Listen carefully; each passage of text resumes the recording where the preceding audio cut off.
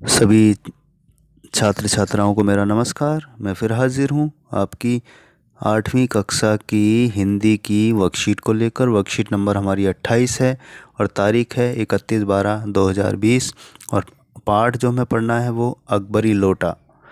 ये पाठ का अंतिम हिस्सा है जो हम पढ़ने जा रहे हैं। पिछले वर्कशीट में हमने पढ़ा था कि पंडित बिलवासी जी ने हालात को थोड़ा संभाला और अंग्रेज को बेवकूफ़ बनाने की कोशिश की, लोटे को अकबरी यानी ऐतिहासिक हिस्टोरिकल लोटा बताकर। आइए शुरू करते हैं अकबरी लोटा पाठ।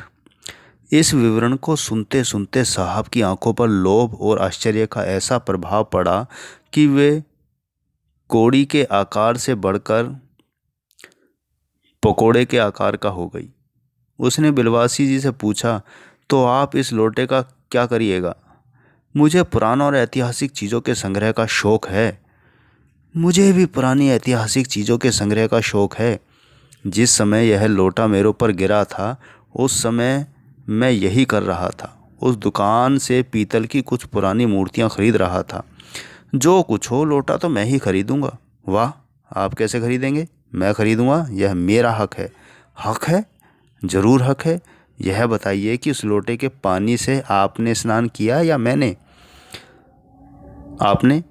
आपके पैरों पर गिरा या मेरे? आपके? अंगूठा अपने? उसने आपका भुर्ता किया या मेरा? आपका? इसलिए उसे खरीदने का हक मेरा है।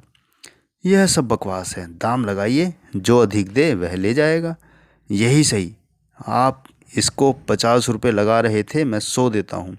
मैं 150 देता हूँ। मैं 200 देता हूँ।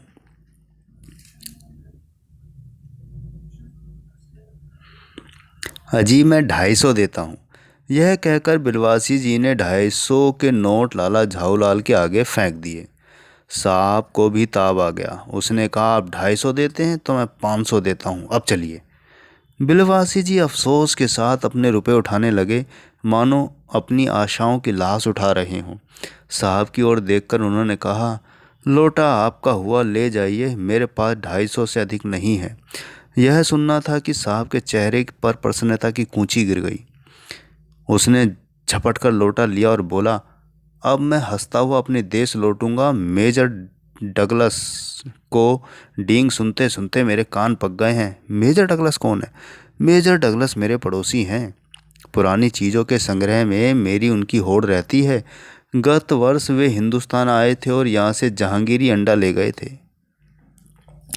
तो प्यारे बच्चों, आपने देखा बिलवासी जो लाला झाऊलाल के मित्र हैं पंडित बिलवासी जी ने कितनी चालाकी से अंग्रेज़ को मूर्ख बना दिया और अपनी पत्नी के जो उन्होंने पैसे चुराए थे वो भी बचा लिए और अपने मित्र लाला झाऊलाल की भी मुश्किल दूर कर दी। अब लाला झाऊलाल को अपनी पत्नी के सामने बेइज्जत नहीं होना पड़ेगा। तो पंडित बिलवासी जी ने दोनों समस्याएं हल कर दी, अपने पैसे भी बचा लिए और फालतू पैसे भी उनके पास आ गए। तो आइए बढ़ते हैं प्रश्न उत्तर की तरफ। अंग्रेज वह लोटा क्यों खरीदना चाहता था? आइए इसका उत्तर देखें। तो प्यारे बच्चों, हमारा प्रश्न है कि अंग्रेज वह लोटा क्यों खरीदना चाहता था। उत्तर है कि अंग्रेज को प्राचीन एवं ऐतिहासिक वस्तुओं को खरीदने का शौक था। वह उस लोटे को ऐतिहासिक समझ रहा था, इसलिए खरीदना चाहता था। तो पुरानी चीज़ें उसे पसंद थी, इसलिए उसने सोचा कि यह बहुत प्राचीन लोटा है, वो भी अकबर का है, अकबर इसको इस्तेमाल करता था, इसलिए उसने उस लोटे को ऐतिहासिक समझकर खरीदना चाहता था। अब हमारा प्रश्न 2 है, बिलवासी जी को लोटा खरीदना नहीं था, फिर भी वे अंग्रेज से मोलभाव क्यों कर रहे थे? अनुमान लगाकर लिखिए। उत्तर है, पंडित बिलवासी अंग्रेज को मूर्ख बनाने तथा लोटे के दाम अधिक वसूलने के लिए मोलभाव कर रहे थे। तो पंडित पंडित बिलवासी जो थे वो अंग्रेज को मूर्ख बना रहे थे, क्योंकि उनको 250 रुपये की ज़्यादा ज़रूरत थी। उन्हें लगा कि काम बन जाएगा, इसीलिए वो अंग्रेज के साथ मोलभाव कर रहे थे।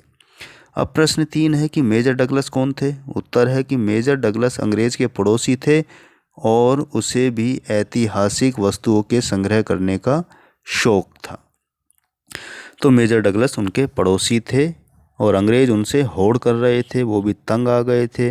तो ये अंग्रेज़ उनको दिखाना चाहते थे अपने पड़ोसी को कि मेरे पास भी बहुत ही कीमती और ऐतिहासिक चीज़ है। तो बढ़ते हैं प्यारे बच्चों चौथे प्रश्न की तरफ। हमारा चौथा और अंतिम प्रश्न गतिविधि है, क्या होता यदि अंग्रेज को ऐतिहासिक वस्तुओं को खरीदने का शौक नहीं होता? कल्पना कर लिखिए।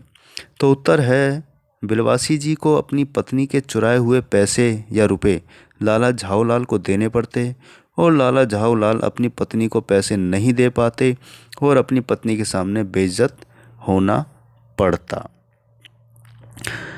तो अंग्रेज अगर ऐतिहासिक चीज़ों का शौक ना पाल रहा होता तो बिलवासी जी की भी मुसीबत हो जाती, वो भी फंस जाते और लाला झाऊलाल भी फंस जाते।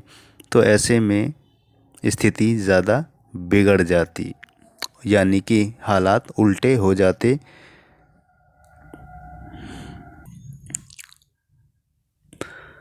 तो उम्मीद है प्यारे बच्चों आपको ये वर्कशीट समझ आ गई होगी। इसी के साथ में लेता हूँ विदा, मिलता हूँ अगली वर्कशीट पर, यानी कि नए साल पर। और नए साल की आपको बहुत बहुत शुभकामनाएं। आप खूब पढ़ें, स्वस्थ रहें, अच्छे रहें और मास्क लगाकर बाहर निकलें। समय समय पर हाथ धोते रहें और भीड़ भाड़ में जाने से बचें। एक बार फिर नए साल की बहुत बहुत शुभकामनाएं।